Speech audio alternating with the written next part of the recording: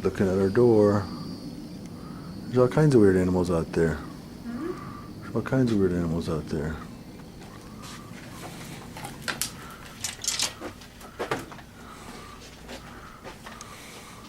Our Jamba room.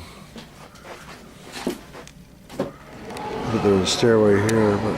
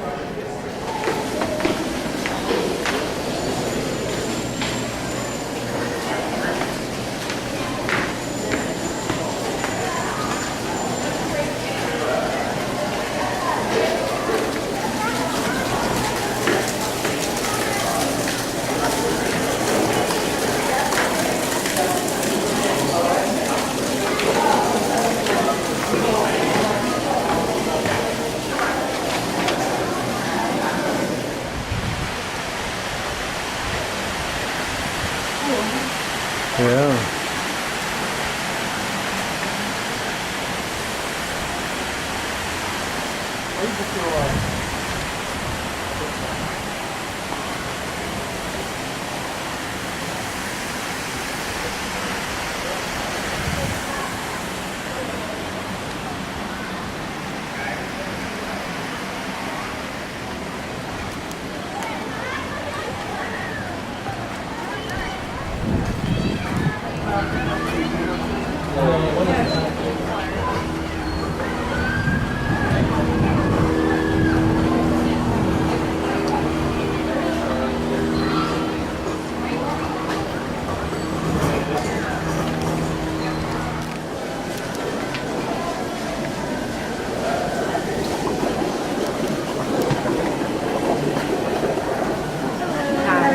Okay, thanks.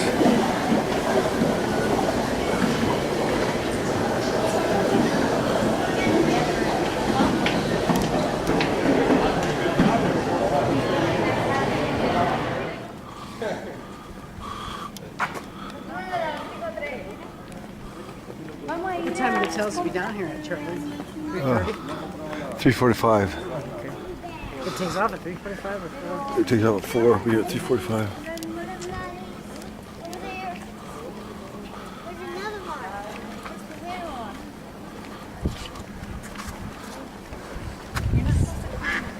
Something smells bad. They must come out at a certain time and feed. I think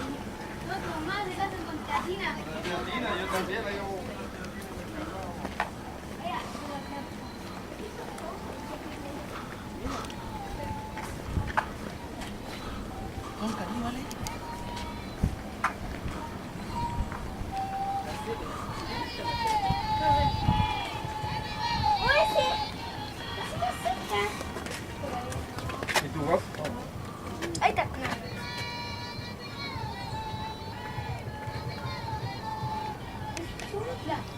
Uy, en todos lados, ¿eh? Ya vamos.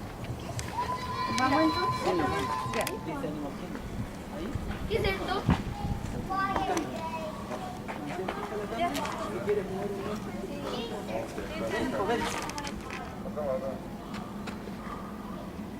You want a photo op with all of them? I'm just like with the camera, are you? They were laying down earlier with the giraffes. yeah.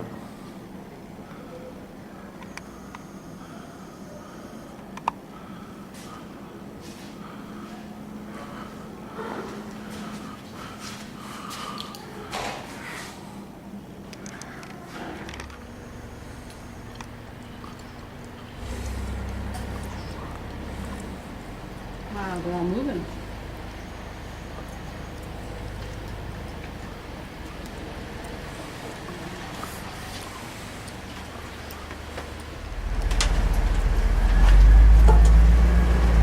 So this is the Pembe Savannah. If you guys are staying at Jumbo House, you're more than welcome to come over here to Kidani as a guest of Jumbo. You can come back and forth. They actually have a bus that goes from one lobby to the other, and there's an overlook over there that you can come to that's right by their pool. So if you want to come out here and get another look at the Penn Bay Savannah, you can go to that overlook over there. The pool bar is actually that animal that we get from another facility. We wait 90 days to test it because they're ruminants. We want to make sure that they process everything. It takes a little longer to process the infection, so that if they have anything, they're not giving it to the rest of the herd. But there's our breeding group of Impala over there too. So if you look at Ned, he's our male. You see his horn. Weird looking over here.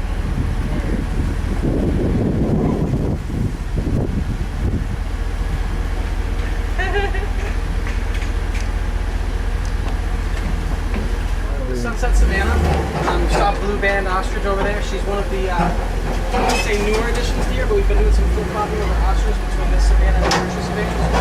We're here to add plate. So we have only female ostriches here at Disney. We try to focus on animals that need more help with the breeding programs, endangered species and things like that. Ostriches are not in danger. On the left, he is actually the tallest male on property. See him kind of resting his head on that tree.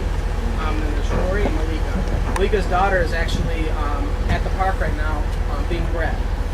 So hopefully we'll have a young giraffe here in a long time. They've been hanging here all day, just kind of like that. They cluster together sometimes too. Sometimes they do that. These guys are pretty funny to work with. A lot of people get broken hearted. He's when posing you tell for them, you. but they're not the brightest animal. So every day is a new day with the giraffe. When we do training with them, it's kind of like always start from square one every day.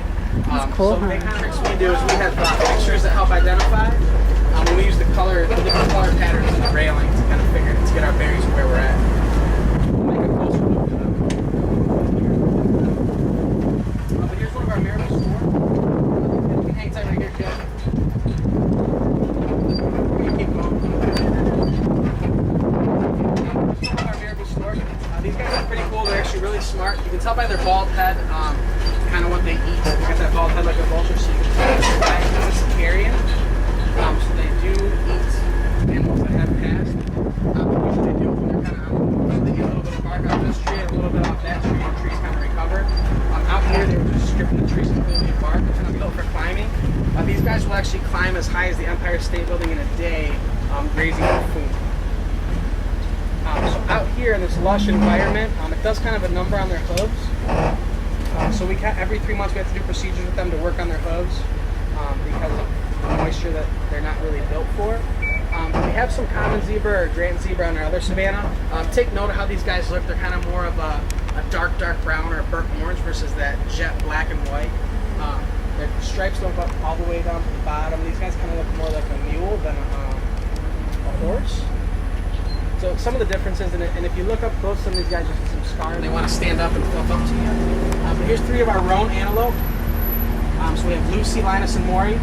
Lucy is over there to the left, and then Maury and Linus. Maury and Linus are fixed.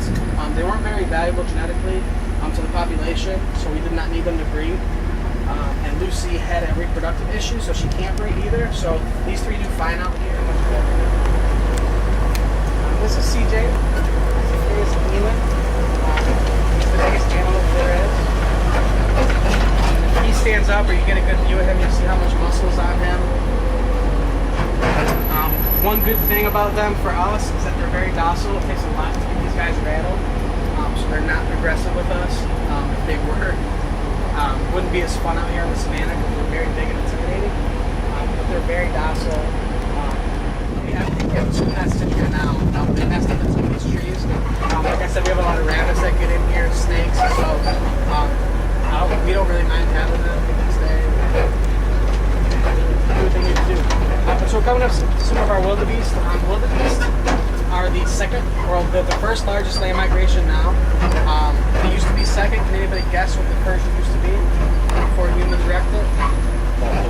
Buffalo, correct. So buffalo used to have a larger land migration than them until we overhunted them. So wildebeest now have the largest land migration. They can travel in packs of over 1 million. So a lot of them. One of their survival strategies that's pretty interesting, when they're in those big herds, when they're about to migrate, all the females will cycle in the same 2 weeks.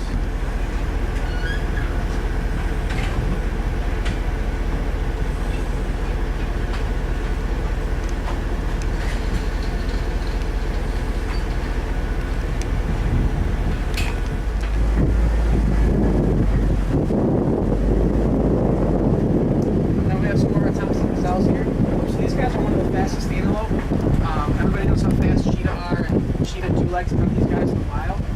Cheetahs, when they run, exert a lot of energy for like 20 or 30 seconds, and then that's about it.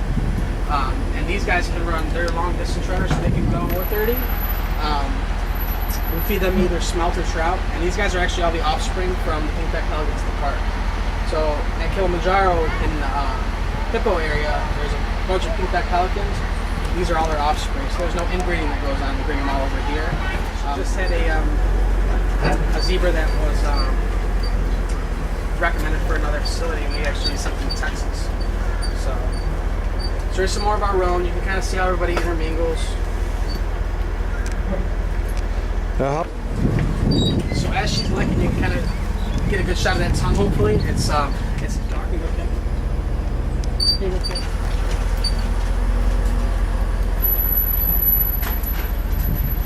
So if you look at how kind of deep and bold their colors are, as opposed to that last. I'm gonna put eye drops in its eye. Just go ahead and push it up against the wall. And I was by myself, and I was like, okay. So I just had to go push it up against the wall. So I'm a lot easier with this one today. We just kind of distracted her with food and just stuck the band on her, and she didn't really care that we were messing with her legs. So she's got a brand new band on there. So the band's on the left.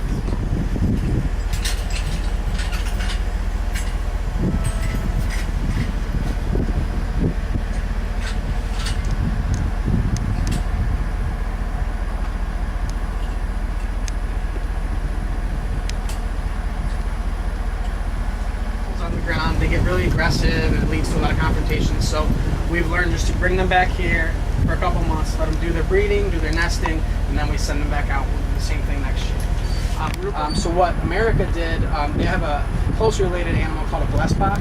It looks essentially the same, except it doesn't have the white butt. We used to have a couple here, but a couple years back, it was just too hard to try and save both species. So America and Europe kind of came up with a plan. America sent all our blessbok to Europe, and Europe sent all their Bounceback here. So we're going to focus on trying to breed them back into healthy numbers, and Europe's going to work on the blessbok. So that's kind of one of the agreements we have going on. This is Huey right here. So this is that male wildebeest I was telling you about. You can tell how much taller he stands than the girl. His horns are a lot bigger. We also have some sable antelope over there. They have some pretty impressive horns. That's Shasta and Frosty. They're a little older. They typically wouldn't get that old in the wild. These guys. So we actually had to trim his horns because they were starting to dig into his back. So that's how long his horns have grown. But they do.